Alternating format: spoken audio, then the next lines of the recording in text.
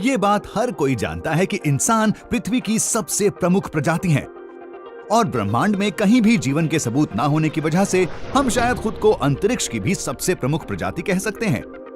लेकिन क्या हो अगर आज से लाखों साल पहले हमारे जैसी दूसरी प्रजाति भी रही हो?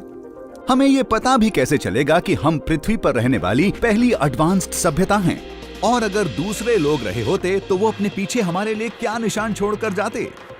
आप देख रहे हैं क्या हो अगर, और ये है क्या हो अगर पृथ्वी पर हमसे पहले भी कोई एडवांस्ड सभ्यता रही हो। हम जानते हैं कि पृथ्वी पर एक से ज्यादा सेल वाले जीवों को रहते हुए 40 करोड़ साल से ज्यादा का वक्त हो चुका है। लेकिन हम इतना पीछे जाकर कैसे देख सकेंगे? पुराने मलबे और कलाकृतियों से हम केवल कुछ हजार साल पीछे तक जा सकते हैं।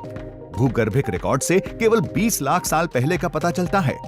अगर हम सीधे सबूतों पर निर्भर नहीं हो सकते तो एक संभावित विलुप्त सभ्यता के निशान हमें कहां से मिलेंगे?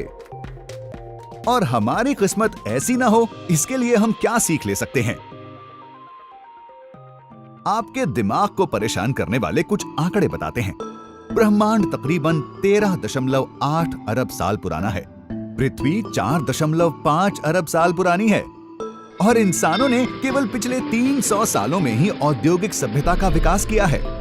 ये सब दिमाग में रखते हुए लगता है कि किसी और एडवांस्ड सभ्यता के पास उभरने के, फलने फूलने के और मरने के कई मौके रहे होंगे, और ये सब कुछ हमारे वजूद में आने के भी पहले। लेकिन पिछली सभ्य प्रजातियों का सबूत ढूंढना किसी सभ्यता को शुरू करने से भी ज्यादा मुश्किल हो सकता है। कलाकृतियां पिछली बौद्धिक प्रजाति का सबसे ठोस सबूत होंगी, पर ऐसी संभावना बहुत कम है कि ये मिलें। वक्त के साथ साथ हमारी सबसे ऊंची इमारतें भी ढहने लगेंगी और हमारे सबसे मजबूत सामान भी खराब होने लगेंगे।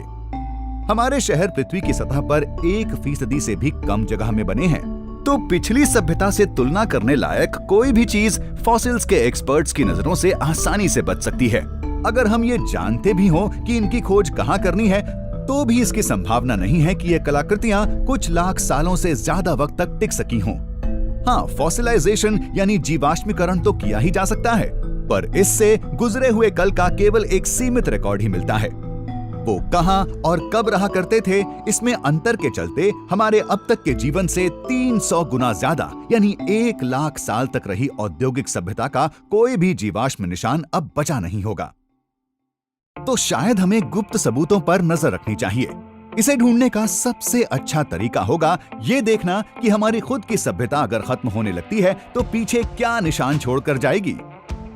एक जगह जहां हम साफ निशान छोड़ते जा रहे हैं वो है जलाशयों के नीचे के सेडिमेंट यानी तलछट। इस पर एक नजर डालने से ही आपको रासायनिक असंतुलन दिखेगा, जिससे किसी तरह के बाहरी असर का पता चलता है।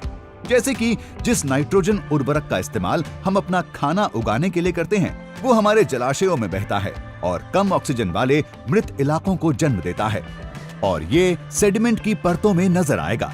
इस सब के अलावा हम रेडियो एक्टिव उतार, स्टेरॉइड और समुद्र में फेंके जाने वाले सारे प्लास्टिक के लंबे वक्त तक बने रहने वाले सिंथेटिक कण भी पीछे छोड़ जाएंगे। तो हाँ, भविष्य की प्रजातियों के मन में हमारी काफी अच्छी छवि बनेगी। अगर अभी ज्यादा शर्मिंदा नहीं हुए तो हमारी तकनीकी प्रगति भी लगातार पर्यावरण को बदल रही है, जिससे काफी मात्रा में प्रजातियां विलुप्त हुई हैं और ये फॉसिल रिकॉर्ड्स में साफ नजर आएगा। यहाँ देखने वाली बात यह है कि शायद उस एडवांस्ड सभ्यता की सबसे अच्छी उपलब्धि ही उसके अंत की वजह बनी हो। जब हम जीवाश्म ईंधन को जलाते हैं तो हम हवा में कार्बन छोड़ते हैं। जीवाश्म ईंधन गल चुके पौधों और जानवरों से ही आता है, जिसमें ऐसा कार्बन होता है जिसका एटॉमिक मास हमारे वातावरण में मौजूद ज्यादातर कार्बन से अलग होता है। जब इस तरह का कार्बन छोड़ा जाता है तो इससे वातावरण की अणु संबंधी रचना में फर्क आता है, और ये भविष्य के वैज्ञानिकों के लिए एक साफ इशारा है। 2018 की एक शोध में वैज्ञानिकों ने एक ऐसी सभ्यता का अनुमान लगाया जिसके जीवन का चक्र जीवाश्म ईंधन पर आधारित रहा होगा। जब जीवाश्म ईंधन से जलवायु परिवर्तन होता है तो समुद्र में ऑक्सीजन का स्तर गिरता है और तेल और कोयले जैसे नए ईंधन के बनने की एक जगह तैयार होती है। इस तरह से एक सभ्यता और उसका खत्म होना दोनों भविष्य की नई सभ्यताओं के बीज बोते हैं। अतीत के अपने बौद्धिक पड़ोसियों की तलाश में हमें शायद कभी भी कोई असल सबूत ना मिले, लेकिन हम अपने बारे में बहुत कुछ सीख सकते हैं। अपने खुद के इकोलॉजिकल पदचिन्हों के आकलन से हमें असल फायदे मिल सकते हैं। इससे हमें ये समझने में मदद मिलेगी कि कैसे हम अपने ग्रह में ऐसा संतुलन ला सकते हैं जिससे कल हम एक भूली बिसरी सभ्यता ना बन जाएं।